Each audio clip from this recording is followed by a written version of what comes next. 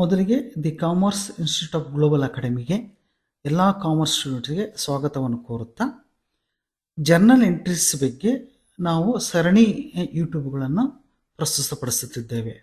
ಅದರ ಮೊದಲನೇ ಭಾಗವಾಗಿ ಇವತ್ತಿನ ದಿನ ಜರ್ನಲ್ ಎಂಟ್ರೀಸ್ ಪಾರ್ಟ್ 1 ತೆಗೆದುಕೊಂಡಿದ್ದೇವೆ. ಸೊ ಇದರ ಭಾಗವಾಗಿ what is journal entries? Journal entries ಅಂದರೆ ಏನು? ಸೊ ಜರ್ನಲ್ ಎಂಟ್ರೀಸ್ ನಾವು ಡೆಫಿನೇಷನ್ ಕೊಡಬೇಕಪ್ಪ ಅಂತಂದರೆ, journal entry is the process of recording business transaction in your financial books. Journal entries work as a double entry bookkeeping system where you make a minimum of 2 entries of each transactions. So journal entries ಏನಪ್ಪ ಅಂತಂದರೆ, ಯಾವುದೇ ಒಂದು ಲೆಕ್ಕವನ್ನು, ಯಾವುದೇ ಒಂದು ವ್ಯವಹಾರವನ್ನು, ಯಾವುದೇ ಒಂದು ಬಿಸ್ನೆಸ್ ಟ್ರಾನ್ಸಾಕ್ಷನ್ನು ಮೊದಲಿಗೆ ನಾವು ಎಲ್ಲಿ ಎಂಟ್ರಿ ಮಾಡ್ತೀವಪ್ಪ ಅಂತಂದರೆ ಜರ್ನಲ್ ಎಂಟ್ರೀಸಲ್ಲಿ ನಾವು ಎಂಟ್ರಿ ಮಾಡ್ತೀವಿ. ಅದನ್ನು ಡಬಲ್ ಎಂಟ್ರಿ ಸಿಸ್ಟಮಲ್ಲಿ ಅದನ್ನು ಎಂಟ್ರಿ ಮಾಡ್ತೀವಿ. ಡಬಲ್ ಎಂಟ್ರಿ ಸಿಸ್ಟಮ್ ಅಂತಂದ್ರೇನು, ಡೆಬಿಟ್ ಮತ್ತು ಕ್ರೆಡಿಟ್ ಸಿಸ್ಟಮಲ್ಲಿ ನಾವು ಅದನ್ನು ಎಂಟ್ರಿ ಮಾಡುತ್ತೇವೆ, ಬರೆಯುತ್ತೇವೆ. ಸೊ ಅದಕ್ಕೆ ನಾವೇನಂತ ಕರಿತೀವಿ? ಜರ್ನಲ್ ಎಂಟ್ರೀಸ್ ಅಂತ ಕರಿತೀವಿ. So next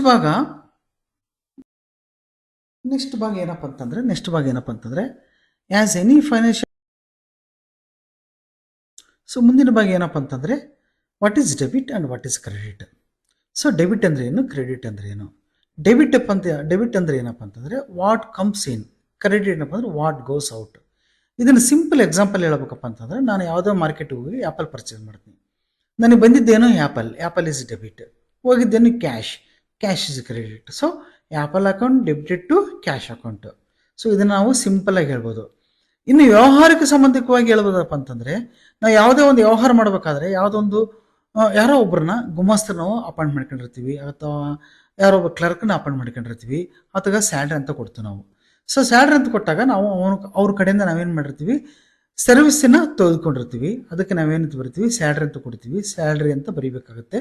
salary account debited to, ಅವ್ರಿಗೆ ಏನು ಕೊಟ್ಟಿವಿ ನಾವು? ಕ್ಯಾಶ್ ಕೊಟ್ಟಿವಿ. Cash is credit. Suppose instead of cash ಬದಲು ನಾವು ಚೆಕ್ ಕೊಟ್ಟಿದ್ದೀನಿ ಅಂತ ತಿಳ್ಕೊಡ್ರಿ. Salary account debited to bank account. So ಇದಕ್ಕೆ ನಾವೇನಂತ ಕರಿತೀವಪ್ಪ ಅಂತಂದರೆ debit account and credit account. Debit ಸಿಂಪಲ್ಗೆ ಏನಪ್ಪ ಅಂತಂದರೆ ವಾಟ್ ಕಮ್ಸ್ ಇನ್, ಕ್ರೆಡಿಟ್ ಏನಪ್ಪ ಅಂದರೆ ವಾಟ್ ಗೋಸ್ ಔಟ್. ಇದಕ್ಕೆ ನಾವು ಡೆಬಿಟ್ ಆ್ಯಂಡ್ ಕ್ರೆಡಿಟ್ ಅಂತ ಕರಿತೀವಿ.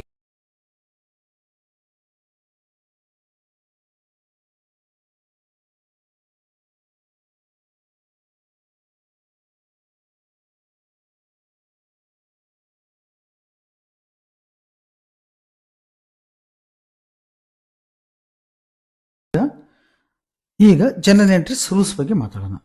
ಸೊ ರೂಲ್ಸ್ ಬಗ್ಗೆ ಮಾತಾಡಬೇಕಪ್ಪ ಅಂತಂದರೆ, ನಾವು ಅಕೌಂಟ್ಸನ್ನು ಎಷ್ಟು ಥರನಾಗಿ ನಾವು ಅಧ್ಯಯನ ಮಾಡ್ಬೋದು? 3 ಥರನಾಗಿ ಅಧ್ಯಯನ ಮಾಡ್ಬೋದು. ಒಂದು personal account, real account and nominal account. So personal account ಅಂತಂದರೆ ಏನಪ್ಪ ಅಂತಂದರೆ, ಹೆಸರೇ ಹೇಳಿದ ಹಾಗೆ name of persons or name of organisation or name of company. ಅದಕ್ಕೆ ನಾವೇನಂತ ಕರಿತೀವಿ? ಪರ್ಸನಲ್ ಅಕೌಂಟ್ ಅಂತ ಕರಿತೀವಿ. ನೆಕ್ಸ್ಟ್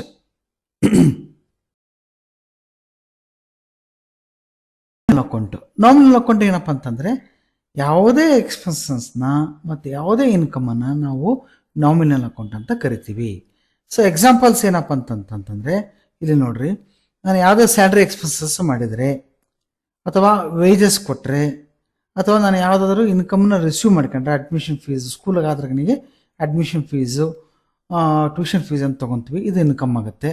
ಸೊ ಇವೆಲ್ಲ ಏನಾದರೂ ನಾವು ಎಕ್ಸ್ಪೆನ್ಸಸ್ ಮಾಡಿದ್ರೆ ಅಥವಾ ಏನಾದರೂ ಇನ್ಕಮ್ ನಮಗೆ ಬಂತಪ್ಪ ಅಂತಂದರೆ ಅದಕ್ಕೆ ನಾವು ನಾಮಿನಲ್ ಅಕೌಂಟ್ ಅಂತ ಕರಿತೀವಿ.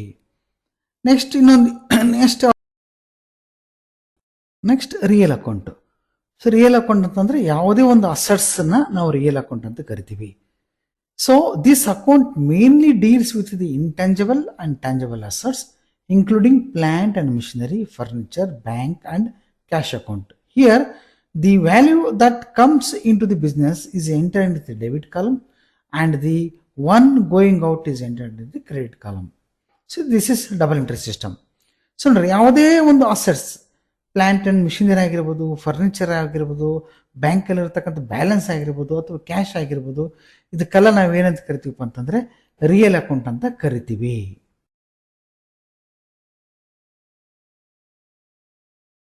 ಟೇಬಲಲ್ಲಿ ನಾವು ಈಸಿಯಾಗಿ ಅದನ್ನು ಅರ್ಥ ಮಾಡ್ಕೊಳ್ಬೋದು. ನೋಡ್ರಿ, ಇಲ್ಲಿ ರಿಯಲ್ ಅಕೌಂಟ್ ಅಂತ ಹಾಕಿದ್ದೀನಿ, ಪರ್ಸನಲ್ ಅಕೌಂಟ್ ಅಂತ ಹಾಕಿದ್ದೀನಿ, ನಾಮಿನಲ್ ಅಕೌಂಟ್ ಅಂತ ಹಾಕಿದ್ದೀನಿ ನಾನು. ಫಸ್ಟ್ ರಿಯಲ್ ಅಕೌಂಟಲ್ಲಿ ನೋಡ್ರಿ ಏನನ್ನು ತೋರಿಸಿದ್ದೀನಿ, ಮಿಷನರಿ, ಬಿಲ್ಡಿಂಗ್, ಫರ್ನಿಚರ್, ಕ್ಯಾಶ್ ಇವೆಲ್ಲ ರಿಯಲ್ ಅಕೌಂಟ್. ಫಿಕ್ಸ್ಡ್ ಅಸೆಟ್ಸ್ ಅಂತ. ಪರ್ಸನಲ್ ಅಕೌಂಟ್ಸ್ ಅಂತಂದರೆ personal names, institution or firms names. Mister Ram, mister Laxman, Sudeep or V global institute or Chandra sugar factory, ಇವೆಲ್ಲ ಪರ್ಸನಲ್ಗೆ ಸಂಬಂಧಪಟ್ಟಂತಹ ಅಕೌಂಟ್ಸ್ಗಳು. ಸೊ ನಾಮಿನಲ್ ಅಕೌಂಟ್ಸ್ ಅಪ್ಪ ಅಂತಂದರೆ ಇಲ್ಲಿ ಟೇಬಲ್ಸ್ ಇರುತ್ತೆ ನೋಡ್ರಿ, expenses, loss, income, gain. So ಅದಕ್ಕೆ ಸಂಬಂಧಪಟ್ಟಾಗೆ ನಾವು ನಾಮಿನಲ್ ಅಕೌಂಟ್ ಅಂತ ಕರಿತೀವಿ. ಎಕ್ಸಾಂಪಲ್ಸು ಸ್ಯಾಲ್ರಿ ಎಕ್ಸ್ಪೆನ್ಸಸ್ಸು, ವೇಜಸ್ಸು, ಆಮೇಲೆ ಏನಾದರೂ ಇನ್ಕಮ್, ಅಡ್ಮಿಷನ್ ಫೀಸ್ ಬಂದರೆ ಇನ್ಕಮ್ಗೆ, ಆಮೇಲೆ ಸೇಲ್ ಆಫ್ ಅಪ್ಲಿಕೇಶನ್ಸ್. ಸೊ ಈ ಥರನಾಗಿ ಇದನ್ನು ಈಸಿಯಾಗಿ ನಾವು ಅರ್ಥ ಮಾಡ್ಕೊಳ್ಬೋದು.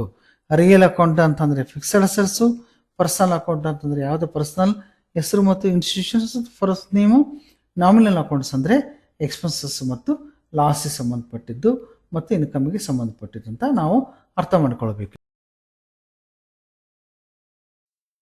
ನೆಕ್ಸ್ಟ್ ಸ್ಲೈಡ್ ಏನಪ್ಪ ಅಂತಂದರೆ basic term accounting.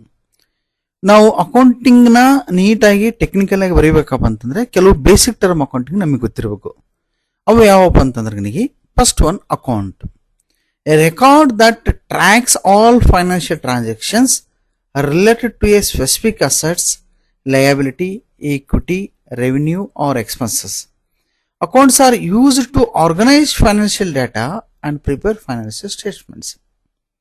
So account ಅಂದ್ರೆ ಏನಪ್ಪ ಅಂತಂದ್ರೆ ಎಲ್ಲ ರೆಕಾರ್ಡ್ಸ್ಗೆ ಸಂಬಂಧಪಟ್ಟಾಗ ನಾವು ಅಕೌಂಟ್ಸ್ ಅಂತ ಕರಿತೀವಿ. ಫಿಕ್ಸ್ಡ್ ಅಸೆಟ್ಸ್ ಬಗ್ಗೆ ಬರೀಬೋದು, ಲಯಬಿಲಿಟಿ ಬಗ್ಗೆ ಬರೀಬೋದು, ಇಕ್ವಿಟಿ ಬಗ್ಗೆ ಬರೀಬೋದು, ರೆವಿನ್ಯೂ ಎಕ್ಸ್ಪೆನ್ಸಸ್ ಬಗ್ಗೆ ಬರೀಬೋದು, ಆಮೇಲೆ ಇನ್ಕಮ್ ಬಗ್ಗೆ ಬರೀಬೋದು. ಸೊ ಈ ಥರ ನಾವು ಪ್ರತಿಯೊಂದಕ್ಕೂ ನಾವು ಒಂದೊಂದು ಅಕೌಂಟ್ ಇಟ್ಕೊಂಡು ಹೋಗ್ತೀವಲ್ಲ, ಅದಕ್ಕೆ ನಾವೇನಂತ ಕರಿತೀವಿ, ಅಕೌಂಟ್ ಅಂತ ಕರಿತೀವಿ. ಕೀ ಅಕೌಂಟಿಂಗ್ ಟರ್ಮ್ಸ್ ಅಲ್ಲಿ ಇವೆಲ್ಲ ಬೇಸಿಕ್ ಥಿಂಗ್ಸ್. ನಮಗೆ technical words, technically accounting knowledge ಇದ್ರೆ ಮಾತ್ರ ನಾವು ನೀಟಾಗಿ ಅದನ್ನು ಬರ್ಕೊಂತ ಹೋಗ್ಬೋದು, ಬರೀಬಹುದು. ಸೊ ಅದು ಭಾಳ ಇಂಪಾರ್ಟೆಂಟ್ ಆಗುತ್ತೆ. Technically words, technical accounting terms ನಾವು ತಿಳ್ಕೊಳ್ಳೇಬೇಕು. ತಿಳ್ಕೊಂಡ್ರೆ ಮಾತ್ರ ನಾವು ನೀಟಾಗಿ ಅಕೌಂಟ್ಸನ್ನು ಬರೀಬಹುದು. Next one capital. Capital refers to the total amount of money or assets invested in a business by its owners or shareholders. It represents the long-term financial commitment of the owners to the company and is considered a liability of the business. Capital can be either in form of cash or assets contributed by the owners, or it can be generated with the business itself through profits or return or earnings. So ಇದರಲ್ಲಿ ಏನು ಹೇಳ್ತಪ್ಪ ಅಂತಂದರೆ, ಯಾವುದೇ ಒಬ್ಬ ವ್ಯಕ್ತಿ ಅಥವಾ ಯಾವುದೇ ಒಬ್ಬ ಪರ್ಸನ್ನು ತನ್ನ ಬಿಸ್ನೆಸ್ನ ಸ್ಟಾರ್ಟ್ ಮಾಡಬೇಕಪ್ಪ ಅಂತಂದರೆ ಅವನು ತಾನು ಕ್ಯಾಪಿಟಲ್ನ ಅದಕ್ಕೆ ಬಿಸ್ನೆಸ್ಗೆ ಹಾಕಲೇಬೇಕಾಗತ್ತೆ. ಸೊ ಹಾಕೋದಕ್ಕೆ ನಾವೇನಂತ ಕರಿತೀವಿ, ಕ್ಯಾಪಿಟಲ್ ಅಂತ ಕರಿತೀವಿ. ಅದು ಅಸೆಟ್ಸ್ ರೂಪದಲ್ಲಾದರೂ ಕೊಟ್ಟಿರ್ಬೋದು ಅಥವಾ ಕ್ಯಾಶ್ ರೂಪದಲ್ಲಾದರೂ ಕೊಟ್ಟಿರ್ಬೋದು. ಇನ್ನು ದೊಡ್ಡ ದೊಡ್ಡ ಕಂಪ್ನಿಯಲ್ಲಿ ಉದಾಹರಣೆಗೆ ಹೇಳ್ಬೇಕಪ್ಪ ಅಂತಂದ್ರೆ Tata steel company, JSW steel company ಅಂತ ಕಂಪ್ನಿಯಲ್ಲಿ ಏನಾಗುತ್ತಪ್ಪ ಅಂತಂದರೆ ಅವ್ರನ್ನ ಶೇರ್ನ ಬಿಡುಗಡೆ ಮಾಡಿ ಶೇರ್ ಮೂಲಕ ಕಾಂಟ್ರಿಬ್ಯೂಷನ್ನ, ಕ್ಯಾಪಿಟಲ್ನ ಏನು ಮಾಡ್ತಾರಪ್ಪ ಅಂತಂದರೆ ಕ್ರೋಢೀಕೃತ ಮಾಡ್ತಾರೆ ಅಂದ್ರೆ ಅಥವಾ ಶೇಖರಣೆ ಮಾಡ್ತಾರೆ. ಸೊ ಅದಕ್ಕೆ ನಾವೇನಂತ ಕರಿತೀವಿ, ಕ್ಯಾಪಿಟಲ್ ಅಂತ ಕರಿತೀವಿ, ಶೇರ್ ಕ್ಯಾಪಿಟಲ್ ಅಂತ ಕರಿತೀವಿ. So capital in forms of cash ಆದರೂ ಇರ್ಬೋದು, ಇಲ್ಲ ಅಸೆಟ್ಸ್ ಆದಿರ್ಬೋದು. ಅದು ಓನರ್ ಯಾವ ಥರನಾಗಿ ಕೊಡ್ತಾನಪ್ಪ ಅಂಬೋದ್ರ ಮೇಲೆ ಅದು ಡಿಪೆಂಡ್ ಆಗುತ್ತೆ. ಸೊ ಇದನ್ನು ನಾವು ಎಲ್ಲಿ ತಗೊಂಡು ಹೋಗ್ತೀವಪ್ಪ ಅಂತಂದರೆ, ಸೊ ನಾವು ಫೈನಾನ್ಷಿಯಲ್ ಅಕೌಂಟ್ಸನ್ನು ಪ್ರಿಪೇರ್ ಮಾಡಬೇಕಾದ್ರೆ ಅದನ್ನು ಬ್ಯಾಲೆನ್ಸ್ ಶೀಟಲ್ಲಿ ನಾವು ಅದನ್ನು ತೋರಿಸ್ತೀವಿ. ಕ್ಯಾಪಿಟಲ್ ಅಕೌಂಟ್ ಯಾವ ಥರನಾಗಿ ಬರುತ್ತೆ, ಎಷ್ಟು ಕ್ಯಾಪಿಟಲ್ ಇನ್ವೆಸ್ಟ್ಮೆಂಟ್ ಇದೆ, ಎಷ್ಟು ಶೇರ್ ಹೋಲ್ಡರ್ಸು ಅಮೌಂಟ್ ಇದೆ, ಇದನ್ನೆಲ್ಲ ನಾವೆಲ್ಲಿ ತೋರಿಸಪ್ಪ ಅಂತಂದರೆ ಬ್ಯಾಲೆನ್ಸ್ ಶೀಟಲ್ಲಿ ತೋರಿಸ್ತೀವಿ. So capital account is very important for the business. Capital owner ತಾನು ಆಗ್ತಕ್ಕಂಥ ಬಿಸ್ನೆಸ್ಸಿಗೆ ಅಥವಾ ಕ್ಯಾಶ್ ಮೂಲಕ ಆಗಿರ್ಬೋದು ಅಥವಾ ಅಸೆಟ್ಸ್ ಮೂಲಕ ಆಗಿರ್ಬೋದು, ಅದಕ್ಕೆ ನಾವು ಕ್ಯಾಪಿಟಲ್ ಅಂತ ಕರಿತೀವಿ. ಅಥವಾ ದೊಡ್ಡ ದೊಡ್ಡ ಕಂಪ್ನಿಯಲ್ಲಿ ಶೇರ್ ಮೂಲಕ ಹಣವನ್ನು ಸಂಗ್ರಹಣೆ ಮಾಡಿ ಬಿಸ್ನೆಸ್ಸಿಗೆ ಇನ್ವೆಸ್ಟ್ ಮಾಡ್ತಾರೆ. ಸೊ ಅದಕ್ಕೂ ನಾವು ಕ್ಯಾಪಿಟಲ್ ಅಂತ ಕರಿತೀವಿ. ಸೊ ಈ ಥರನಾದಂಥ ಅಮೌಂಟನ್ನು ನಾವು ಬಿಸ್ನೆಸ್ಗೆ ಇನ್ವೆಸ್ಟ್ ಮಾಡೋದಕ್ಕೆ ನಾವೇನಂತ ಕರಿತೀವಿ, ಕ್ಯಾಪಿಟಲ್ ಅಂತ ಕರಿತೀವಿ.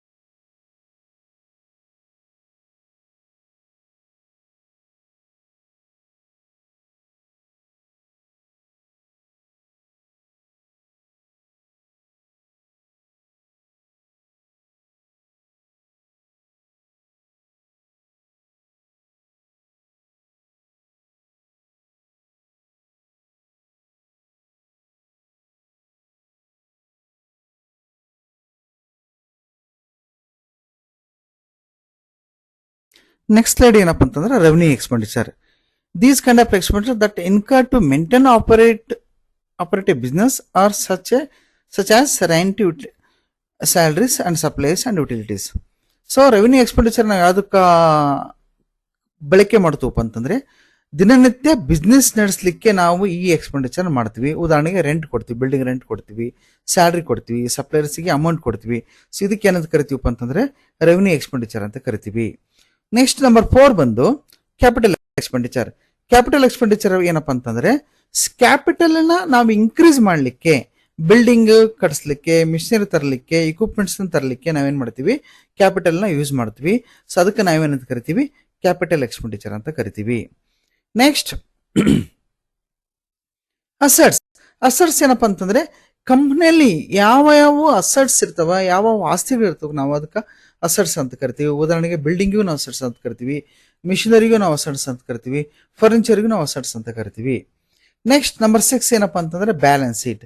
ಬ್ಯಾಲೆನ್ಸ್ ಶೀಟ್ ಅಲ್ಲಿ ಏನಪ್ಪಾ ಅಂತಂದ್ರೆ ಪ್ರತಿಯೊಂದು ಎಂಟಿಟೀಸ್ ನ ಬ್ಯಾಲೆನ್ಸ್ ಶೀಟ್ ಅಲ್ಲಿ ತೋರಿಸ್ತೀವಿ, ಅಸೆಟ್ ಸೈಡ್ಸ್ ಮತ್ತು ಲಯಬಿಲಿಟಿ ಸೈಡ್. ನಾವು ಇದನ್ನ ಏನಂತ ಕರಿತೀವಿ ಅಂತ statement of financial positions of any company. So ಒಂದು ಇಯರ್ ಎಂಡಿಂಗ್ ಅಲ್ಲಿ ಕಂಪನಿದು ಯಾವ ತರನಾಗಿ ಫೈನಾನ್ಷಿಯಲ್ ಪೊಸಿಷನ್ ಇದೆ ಅಂತ ತಿಳ್ಕೊಳ್ಬೇಕಪ್ಪ ಅಂತಂದ್ರೆ ನಾವು ಬ್ಯಾಲೆನ್ಸ್ ಶೀಟ್ ನ ಪ್ರಿಪೇರ್ ಮಾಡಲೇಬೇಕು. ಸೊ ಬ್ಯಾಲೆನ್ಸ್ ಶೀಟ್ ಅದನ್ನ ನಮಗೆ ನೀಟಾಗಿ ತಿಳಿಸ್ಕೊಡುತ್ತೆ. ಕಂಪ್ನಿ ಯಾವ ಪೊಸಿಷನ್ ಅಲ್ಲಿ ಇದೆ, ಸೊ ಕಂಪ್ನಿ ಅಸೆಟ್ಸ್ ಏನಿದೆ, ಕಂಪ್ನಿ ಲಯಬಿಲಿಟಿ ಏನಿದೆ, ಇದನ್ನೆಲ್ಲ ಬ್ಯಾಲೆನ್ಸ್ ಶೀಟ್ ಅಲ್ಲಿ ನಮಗೆ ಗೊತ್ತಾಗುತ್ತೆ. ಕಂಪ್ನಿಯ ಬಗ್ಗೆ ಇರ್ತಕ್ಕಂಥ ಫೈನಾನ್ಷಿಯಲ್ ಸಿಚುವೇಶನ್ಸ್ ನ ಬ್ಯಾಲೆನ್ಸ್ ಶೀಟ್ ವಿವರಣೆ ಮಾಡುತ್ತದೆ.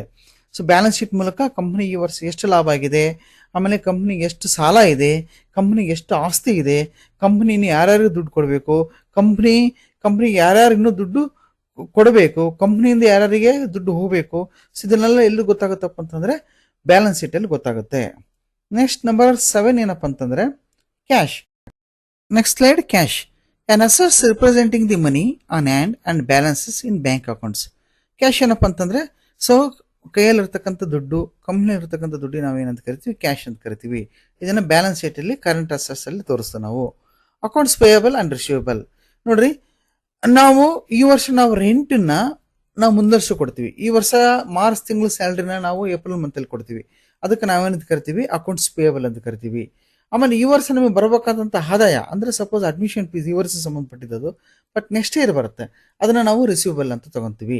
ಇದಕ್ಕೆ ನಾವು ಅಕೌಂಟ್ಸ್ ಪೇಯಬಲ್ ಅಂಡ್ ರಿಸೀವಬಲ್ ಅಂತ ಕರಿತೀವಿ. ನೆಕ್ಸ್ಟ್ ಸ್ಲೈಡ್ ಏನಪ್ಪ ಅಂತಂದ್ರೆ cost of goods sold. The cost of merchandise sold during a specific period, it's an expenses deducted from the net sales to the determine gross profit. Other terms include cost of sales and cost of product sold. So ನಾವು gross profit ನ ಕಂಡುಹಿಡಿಬೇಕಾದ್ರೆ cost of goods solds ಅನ್ನು ನಾವು ತಿಳ್ಕೊಳ್ಳಬೇಕು. So ಇದನ್ನ ನಾವೇನ್ ಮಾಡ್ತೀವಿ, ಇದಕ್ಕೆ ಸಂಬಂಧಪಟ್ಟಂತಹ ಎಕ್ಸ್ಪೆನ್ಸಸ್ ನ ನೆಟ್ ಸೇಲ್ಸ್ ಅಲ್ಲಿ ನಾವೇನ್ ಮಾಡ್ತೀವಿ, ಮೈನಸ್ ಮಾಡ್ತೀವಿ. ಅದು ಬಂದಿರತಕ್ಕಂಥ ಅಮೌಂಟ್ ಏನಾಗುತ್ತೆ, ಗ್ರಾಸ್ ಪ್ರಾಫಿಟ್ ಆಗುತ್ತೆ. Next current assets. Cash and other assets likely to be converted to cash or used within 1 year from the balance sheet, that is called current assets. ನೋಡ್ರಿ, current assets ಅಲ್ಲಿ 1 ವರ್ಷದ ಒಳಗೆ use ಮಾಡತಕ್ಕಂತ ಎಲ್ಲಾನ property ನಾವು ಅಂತ ಕರಿತೀವಿ, current assets ಅಂತ ಕರಿತೀವಿ. ಕ್ಯಾಶ್ ಆಗಿರ್ಬೋದು, ಬ್ಯಾಂಕಲ್ಲಿ ಇರ್ತಕ್ಕಂಥ ದುಡ್ಡು ಆಗಿರ್ಬೋದು, ಅಥವಾ ಯಾರಾದ್ರಿಂದ ನಮಗೆ ಹಣ ಬರ್ತಾಕಿರೋದು ಆಗಿರ್ಬೋದು, ಇಂಥ ಕೊಲೆ ಏನಂತ ಕರಿತೀವಿ ನಾವು, ಕರೆಂಟ್ ಅಸೆಟ್ಸ್ ಅಂತ ಕರಿತೀವಿ. ನೆಕ್ಸ್ಟ್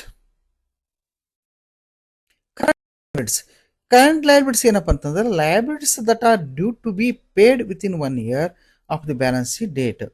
ಕರೆಂಟ್ ಲಯಬಿಲಿಟೀಸ್ ನೋಡ್ರಿ, ಮಾರ್ಚ್ ತಿಂಗಳು ಸ್ಯಾಲರಿ ನಾವು ಯಾವ ಕೊಡ್ತೀವಿ, ಏಪ್ರಿಲ್ ಕೊಡ್ತೀವಿ. ಸೊ ಅದು ಕರೆಂಟ್ ಲಯಬಿಲಿಟೀಸ್. ಆಮೇಲೆ ಮಾರ್ಚ್ ತಿಂಗಳು ಸಂಬಂಧಪಟ್ಟಂತಹ ರೆಂಟು ಮತ್ತು ಎಲೆಕ್ಟ್ರಿಸಿಟಿ ಬಿಲ್ ಯಾವ ಕೊಡ್ತೀವಿ ನಾವು, ಏಪ್ರಿಲ್ ಕೊಡ್ತೀವಿ, ಅದು ಕರೆಂಟ್ ಲಯಬಿಲಿಟೀಸ್.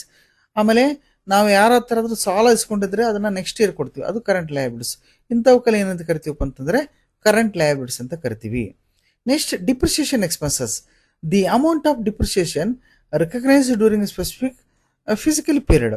ಡಿಪ್ರಿಸಿಯೇಷನ್ ಏನಪ್ಪ ಅಂತಂದ್ರೆ ಫಿಕ್ಸ್ಡ್ ಅಸೆಟ್ಸ್ಗೆ ನಾವು ಡಿಪ್ರಿಸಿಯೇಷನ್ ತೆಗಿತೀವಿ. ಉದಾಹರಣೆಗೆ ನಾವು ಯಾವ್ದಾದ್ರು ಒಂದು ಗಾಡಿ ತಗೊಂಡಿರ್ತೀವಿ, ಗಾಡಿ ತಗೊಂಡಿದ್ರಿಗೆ ಅದರ ವ್ಯಾಲ್ಯೂ ಪ್ರತಿ ವರ್ಷ ಅದೇನಾಗುತ್ತೆ, ಡಿಕ್ರೀಸ್ ಆಕ್ಯಂತ ಬರುತ್ತೆ. ಪ್ರತಿ ವರ್ಷ 10% ಅಥವಾ 20% ಅದರ ವ್ಯಾಲ್ಯೂ ಡಿಕ್ರೀಸ್ ಆಕ್ಯಂತ ಬರುತ್ತೆ. ಸೊ ಉದಾಹರಣೆಗೆ 5 ವರ್ಷಕ್ಕೆ 6 ವರ್ಷಕ್ಕೆ ಅದರ ವ್ಯಾಲ್ಯೂ ಮುಗಿದು ಹೋಗುತ್ತೆ. ಯಾಕಪ್ಪ ಅಂತಂದ್ರೆ ಅದು ಯೂಸ್ ಮಾಡಿ ಅದರ ಸವಕಳಿಯಿಂದ ಪೂರ್ತಿ ಮಾಲ್ ಏನಾಗುತ್ತಪ್ಪ ಅಂತಂದ್ರೆ, ಗಾಡಿ ಏನಾಗಿರುತ್ತಪ್ಪ ಅಂತಂದ್ರೆ ಪೂರ್ತಿ ಪೂರ್ತಿ ವ್ಯಾಲ್ಯೂನ ಅದು ಕಳ್ಕೊಳ್ಳುತ್ತೆ. ಅದಕ್ಕೆ ನಾವೇನಂತ ಕರಿತೀವಿ, ಡಿಪ್ರಿಸಿಯೇಷನ್ ಎಕ್ಸ್ಪೆನ್ಸಸ್ ಅಂತ ಕರಿತೀವಿ. ನಾವು ಪ್ರತಿ ವರ್ಷ ಒಂದಿಷ್ಟು ಪರ್ಸೆಂಟೇಜನ್ನ ನಾವು ಡಿಪ್ರಿಸಿಯೇಷನ್ ಎಕ್ಸ್ಪೆನ್ಸಸ್ ಅಂತೇಳಿ ಫಿಕ್ಸ್ಡ್ ಅಸೆಟ್ಸ್ ಮೇಲೆ ನಾವೇನು ಮಾಡ್ತೀವಿ, ಬುಕ್ ಮಾಡ್ತೀವಿ. ಉದಾಹರಣೆ ಹೇಳಿದಾಗ ಗಾಡಿದು ಸಪೋಸ್ ನಾನು ಹೊಸ ಗಾಡಿ ತೊಗೊಂಡಿನಪ್ಪ ಅಂತಂದ್ರೆ ಈ ವರ್ಷ ನನ್ನ ಕಂಪ್ನಿಗೆ ಅದು 20% ಎಕ್ಸ್ಪೆನ್ಸಸ್ ಆಗುತ್ತೆ, ನೆಕ್ಸ್ಟ್ ಇಯರು 20% ಆಗುತ್ತೆ. ಈ ಥರ ನಾವು ಏನು ಮಾಡ್ತೀವಿ, ಪ್ರತಿ ವರ್ಷ ಒಂದೊಂದು ಪರ್ಸೆಂಟೇಜ್ನ ಪ್ರತಿ ವರ್ಷ ಒಂದಿಷ್ಟು ಪರ್ಸೆಂಟೇಜ್ ನಾವೇನು ಮಾಡ್ತೀವಿ, ಎಕ್ಸ್ಪೆನ್ಸಸ್ನ ಕಂಪ್ನಿ ಒಳಗಡೆ ಪ್ರಾಫಿಟ್ ಆ್ಯಂಡ್ ಲಾಸ್ ಅಕೌಂಟಲ್ಲಿ ಅದನ್ನು ಬುಕ್ ಮಾಡ್ಕೊಂತ ಹೋಗ್ತೀವಿ. ಅದಕ್ಕೆ ನಾವೇನು ಕರಿತೀವಿ, ಡಿಪ್ರಿಸಿಯೇಷನ್ ಎಕ್ಸ್ಪೆನ್ಸಸ್ ಅಂತ ಕರಿತೀವಿ. ನೆಕ್ಸ್ಟ್ ಸ್ಲೈಡ್ ಏನಪ್ಪ ಅಂತಂದ್ರೆ drawings are recorded as a reduction in the owner's capital account and are consider withdrawal funds from the business.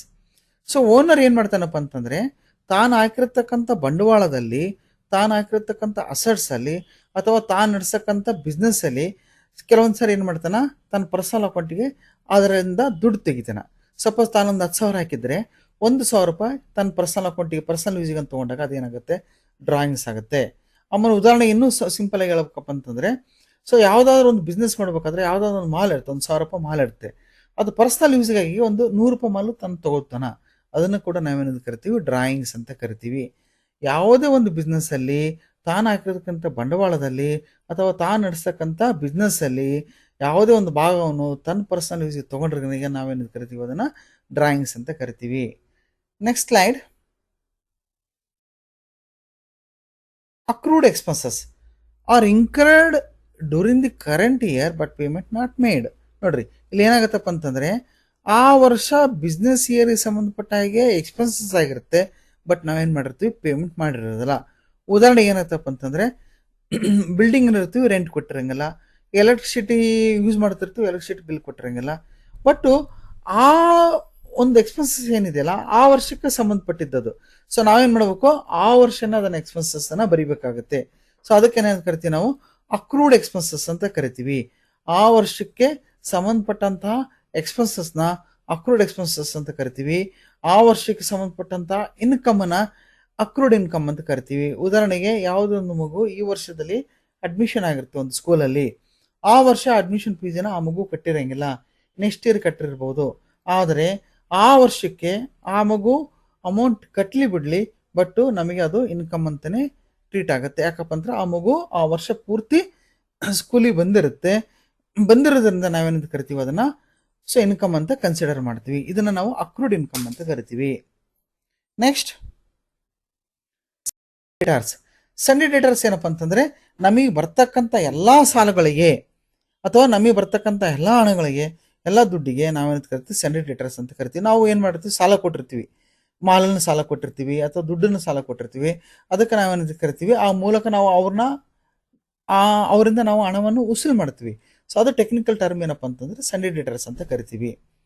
Next one, number 17, Sunday credit. ನಾವು ಯಾರ ಹತ್ರ ಆದರೂ ಗೂಡ್ಸನ್ನ ಸಾಲದ ಮೂಲಕ ತೆಗೆದುಕೊಂಡಿದ್ದರೆ ಅಥವಾ ಹಣವನ್ನು ಸಾಲದ ಮೂಲಕ ತೆಗೆದುಕೊಂಡಿದ್ರೆ ಅದಕ್ಕೆ ನಾವೇನು ಕರಿತೀವಿ, ಸಂಡೇ ಕ್ರೆಡಿಟರ್ಸ್ ಅಂತ ಕರಿತೀವಿ. ನಾವು ಮುಂದಿನ ವರ್ಷ ಅಥವಾ ನಮಗೆ ಅನುಕೂಲವಾದಾಗ ಅಥವಾ ಈ ಒಂದು ಸ್ಪೆಸಿಫಿಕ್ ಟೈಮಲ್ಲಿ ನಾವೇನು ಮಾಡ್ಬೇಕಾಗುತ್ತೆ, ಆ ದುಡ್ಡನ್ನು ಅವರಿಗೆ ವಾಪಸ್ ಕೊಡಬೇಕಾಗುತ್ತೆ. ಸೊ ಅದಕ್ಕೆ ನಾವೇನು ಕರಿತೀವಿ, ಸಂಡೇ ಕ್ರೆಡಿಟರ್ಸ್ ಅಂತ ಕರಿತೀವಿ. Next one, prepaid expenses. Prepaid expense is advance payment an organization makes for certain expenses that is no utilized during the current financial year. The expenses considered as assets in the financial books. Prepaid expenses ಏನಪ್ಪ ಅಂತಂದ್ರೆ, ನಾವು ಮೊದಲಿಗೆ ಎಕ್ಸ್ಪೆನ್ಸಸ್ನ pay ಮಾಡ್ಬಿಡ್ತೀವಿ. ಉದಾಹರಣೆ ಏನಪ್ಪ ಅಂತಂದ್ರೆ, ಈಗ ನಾವು ಯಾವುದೋ ಒಂದು ಬಿಲ್ಡಿಂಗ್ನ ಬಾಡಿಗೆ ತೊಗೊತೀವಿ, ಅವ್ನು ಓನರ್ ಹೇಳ್ತಾನೆ ನೀವು 2 ವರ್ಷದ ಅಡ್ವಾನ್ಸ್ ಕೊಡ್ಬೇಕಂತ ಹೇಳ್ತಾನೆ. ಸೊ ನಾವು 2 ವರ್ಷದ ಅಡ್ವಾನ್ಸ್ ಕೊಟ್ಟಾಗ ನಮಗೆ ಆ ವರ್ಷಕ್ಕೆ ಸಂಬಂಧಪಟ್ಟ ಹಾಗೆ ಆ 2 ವರ್ಷದ್ದು ನಮಗೆ ಎಕ್ಸ್ಪೆನ್ಸಸ್ ಆಗಲ್ಲ, ಆ ವರ್ಷ ಸ್ಪೆಸಿಫಿಕ್ ಆಗಿ ಸಂಬಂಧಪಟ್ಟಂತ ಏರಿಗೆ ಮಾತ್ರ ಎಕ್ಸ್ಪೆನ್ಸಸ್ ಆಗುತ್ತೆ. ಇನ್ನು ಉಳಿದದ್ದು ಏನಾಗುತ್ತೆ, ಅದು ಮುಂದೆ ವರ್ಷಕ್ಕೆ ಟ್ರಾನ್ಸ್ಫರ್ ಆಗುತ್ತೆ. ಉದಾಹರಣೆಗೆ ಹೇಳ್ಬೇಕಪ್ಪ ಅಂತಂದ್ರೆ, ನೋಡ್ರಿ, 1 ವರ್ಷಕ್ಕೆ ನಮಗೆ 10,000 ಬಾಡಿಗೆ ಇದೆ ಅಂತ ಕೇಳ್ರಿ ಒಂದು ಬಿಲ್ಡಿಂಗ್. ಬಟ್ ಓನರ್ ಏನು ಕೇಳ್ತಾನ, 20,000 ಕೊಡ್ರಿ ಅಂತ ಕೇಳ್ತಾನೆ, 2 ವರ್ಷದ ಬಾಡಿಗೆ ಕೊಡ್ರಿ ಅಂತ ಕೇಳ್ತಾನೆ. ಅವಾಗ ನಾವೇನು ಮಾಡಬೇಕು, ನಮ್ಮ ಬುಕ್ಸ್ ಆಫ್ ಅಕೌಂಟ್ಸ್ ಅಲ್ಲಿ ನಾವು ಹೆಂಗ್ ಬರೀಬೇಕಪ್ಪ ಅಂತಂದ್ರೆ, 10,000 ಮಾತ್ರ ರೆಂಟ್ ಎಕ್ಸ್ಪೆನ್ಸಸ್ ಅಂತ ತೋರಿಸ್ಬೇಕು, ಇನ್ನು 10,000 ಏನಿದೆಯಲ್ಲ ಪ್ರೀಪೇಡ್ ಎಕ್ಸ್ಪೆನ್ಸಸ್ ಅಂತ ತೋರಿಸ್ಬೇಕು. ಯಾಕಂದ್ರೆ ಅದು ಮುಂದಿನ ವರ್ಷಕ್ಕೆ ಸಂಬಂಧಪಟ್ಟಂಥ ಎಕ್ಸ್ಪೆನ್ಸಸ್ಸು. ಅದು ಈ ವರ್ಷ ಪ್ರಾಫಿಟ್ ಆ್ಯಂಡ್ ಲಾಸ್ ಅಕೌಂಟಲ್ಲಿ ಬರೋದಿಲ್ಲ.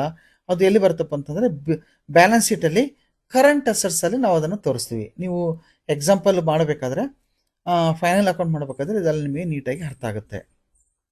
ನೆಕ್ಸ್ಟ್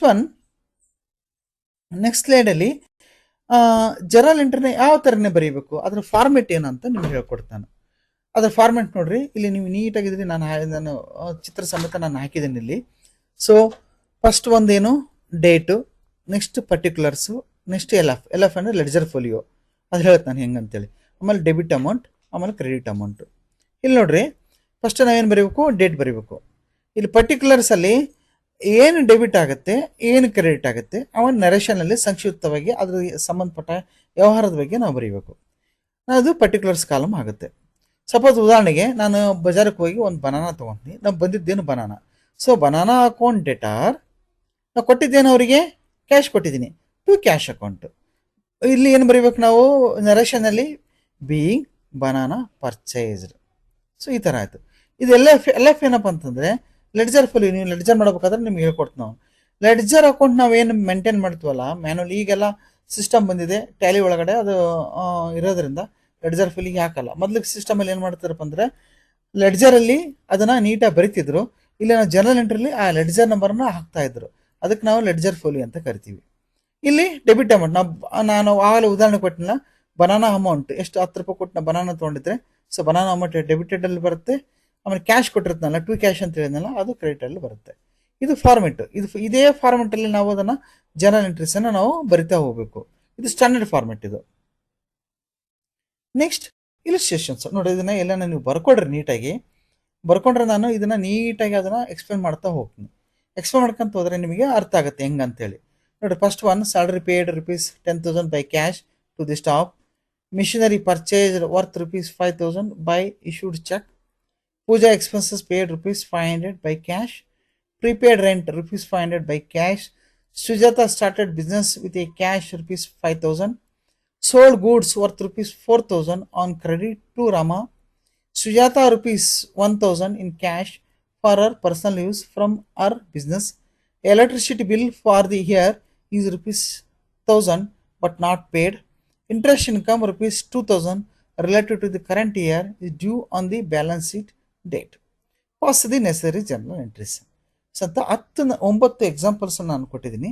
ಸೊ ಇದನ್ನು ನೀವು ನೀಟಾಗಿ ಬರ್ಕೊಡ್ರಿ. ನಾನು ಇದನ್ನು ಈಗ ಎಕ್ಸ್ಪ್ಲೇನ್ ಮಾಡ್ಕೊಳ್ತಾ ಹೋಗ್ತೀನಿ.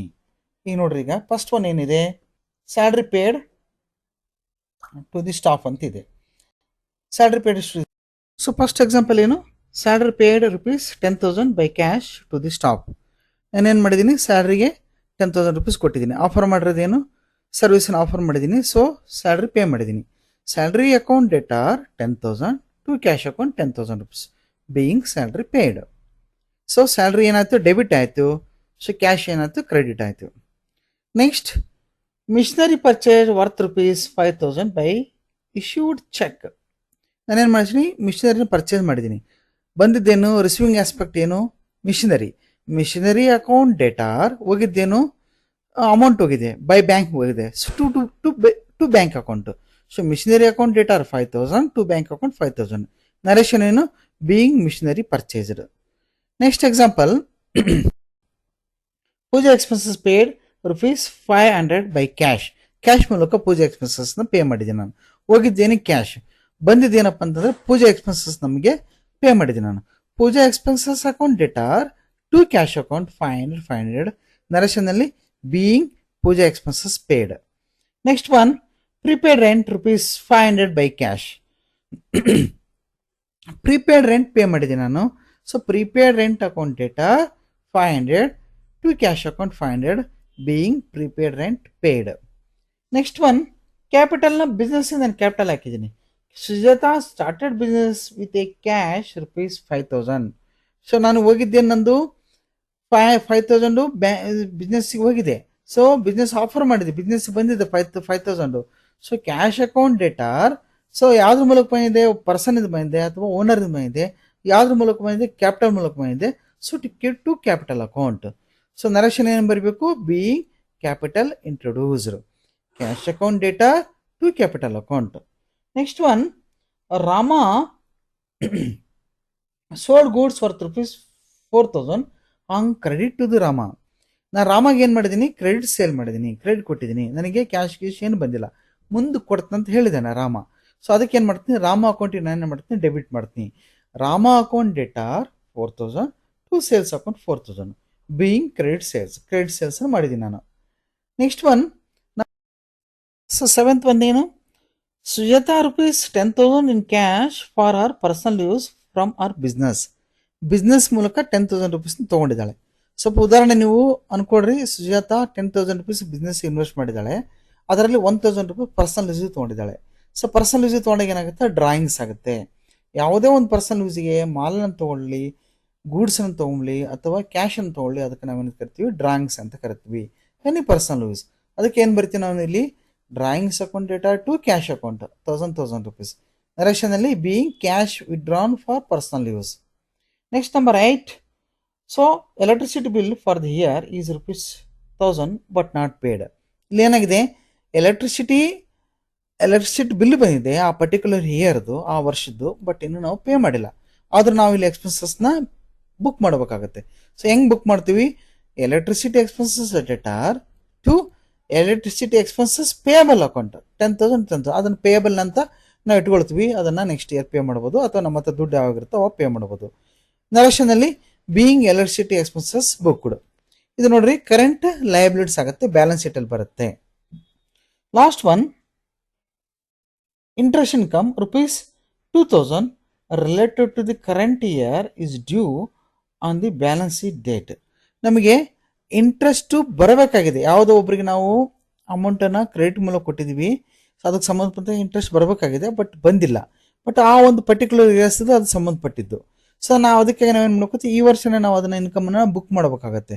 ಸೊ ಅದಕ್ಕೆ ಯಾವ ಥರನ ಬುಕ್ ಮಾಡ್ತೀರಿ, interest receivable account debtor 1,000 rupees to accrued interest 1,000 rupees. Narration ಏನು ಬರ್ತೀವಿ, ಬೀಯಿಂಗ್ ಇಂಟ್ರೆಸ್ಟ್ ಇನ್ಕಮ್ ಬುಕ್ ಅಂತ ಬರಿತೀರಿ. ಅಂದರೆ ನಮಗೆ ಇಂಟ್ರೆಸ್ಟ್ ಬರಬೇಕಾದ ಇಂಟ್ರೆಸ್ಟನ್ನ ಈ ವರ್ಷ ನಾವು ಇನ್ಕಮ್ ಅಂತ ಬರ್ಕೊತೀವಿ, ಅಮೌಂಟು ಇನ್ನೂ ಬರಬೇಕಾಗಿದ್ದು ಅಂತ ತೋರಿಸ್ವಿ. ಇದು ಕೂಡ ಬ್ಯಾಲೆನ್ಸ್ ಶೀಟಲ್ಲಿ ಕರೆಂಟ್ ಅಸೆಟ್ಸ್ ಅಲ್ಲಿ ಬರುತ್ತೆ. ಮುಂದೆ ನೀವು ಇನ್ನೂ ನೀವು ಜನರಲ್ ಎಂಟ್ರಿಲೇ ಇರುವುದರಿಂದ, ಸೊ ಮುಂದೆ ನೀವು ಬ್ಯಾಲೆನ್ಸ್ ಶೀಟಿಗೆ ಹೋದಾಗ ಅಥವಾ ಫೈನಲ್ ಅಕೌಂಟಿಗೆ ಹೋದಾಗ, ಲೆಡ್ಜರ್ಗೆ ಹೋದಂಗೆಲ್ಲ ಇದು ನಿಮಗೆ ನೀಟಾಗಿ ಅರ್ಥ ಆಗುತ್ತೆ. ಆಮೇಲೆ ಕೀ ಟರ್ಮ್ಸ್ ಅಂತ ಏನು ಹೇಳಿದ್ದೀನಲ್ಲ, ನಾನಿಲ್ಲಿ 18 ಮಾತ್ರ ಎಕ್ಸ್ಪ್ಲೇನ್ ಮಾಡಿದ್ದೀನಿ. ಇನ್ನು ಮುಂದಿನ ಭಾಗದ ಪಾರ್ಟ್ 2, ಪಾರ್ಟ್ 3, ಪಾರ್ಟ್ 4 ಹೋದಂಗೆಲ್ಲ ನಾನು ನಿಮಗೆ ನೀಟಾಗಿ ಇನ್ನೂ ಎಕ್ಸ್ಪ್ಲೇನ್ ಮಾಡೋಕ್ಕಿಂತ ಬ್ರೀಫಾಗಿ ಇನ್ನೂ ಡೀಟೇಲ್ ಆಗಿ ನಾವು ಸ್ಟಡಿ ಮಾಡೋಣ. ಸೊ ಇಲ್ಲಿಗೆ ಜನರಲ್ ಎಂಟ್ರಿ ಪಾರ್ಟ್ 1 ಭಾಗ ಮುಗಿದಿದೆ. ಮತ್ತೆ ನಿಮ್ಮ ಪಾರ್ಟ್ 2 ಭಾಗಕ್ಕೆ ನಾನು ನೆಕ್ಸ್ಟ್ ವೆಲ್ಕಮ್ ಮಾಡ್ತೀನಿ. ಸೊ ಅಲ್ಲಿವರೆಗೂ ಜರ್ನಲ್ ಎಂಟ್ರಿ ಭಾಗ 1 ಪಾರ್ಟ್ 1 ಮುಗಿದಿದೆ. ಸೊ ನಾನು ಪಾರ್ಟ್ 2 ಅಲ್ಲಿ ಮತ್ತೆ ನಿಮಗೆ ಇನ್ನೂ ಕೆಲವೊಂದು ಉದಾಹರಣೆಗಳು ತಗೋತಾ, ಇಲಿಸ್ಟ್ರೇಷನ್ ತಗೋತಾ, ಆಮೇಲೆ ಕೀ ಟರ್ಮ್ಸ್ ನಾನು ಎಕ್ಸ್ಪ್ಲೇನ್ ಮಾಡ್ತೀನಿ. ಸೊ ನಾವು ಪಾರ್ಟ್ 2, ಪಾರ್ಟ್ 3 ಹೋದಂಗೆಲ್ಲ ನಿಮಗೆ ಕ್ಲೀನಾಗಿ ಅಕೌಂಟಿಂಗ್ ಬಗ್ಗೆ ಎಲ್ಲ ನಿಮಗೆ ಐಡಿಯಾ ಬರುತ್ತೆ. ಸೊ ಪಾರ್ಟ್ 1 ಈಗ ಮುಗಿಸಿದ್ದೀನಿ. ಪಾರ್ಟ್ 2 ಬಂದಾಗ ಮತ್ತೆ ನಾನು ಅದ್ರ ಬಗ್ಗೆ ಏನಂಬೋದು ನಿಮಗೆ ಹೇಳ್ತೀನಿ. ಸೊ ಈ ಪಾರ್ಟ್ 1ನ ದಯವಿಟ್ಟು ಎಲ್ಲರೂ ಲೈಕ್ ಮಾಡಿರಿ, ಸಬ್ಸ್ಕ್ರೈಬ್ ಮಾಡಿರಿ, ಶೇರ್ ಮಾಡ್ರಿ ಅಂತ ಕೇಳ್ಕೊಳ್ತಾ ನಾನು ಈ ಪಾರ್ಟ್ 1 ಭಾಗನ ಮುಗಿಸ್ತಿದ್ದೇನೆ.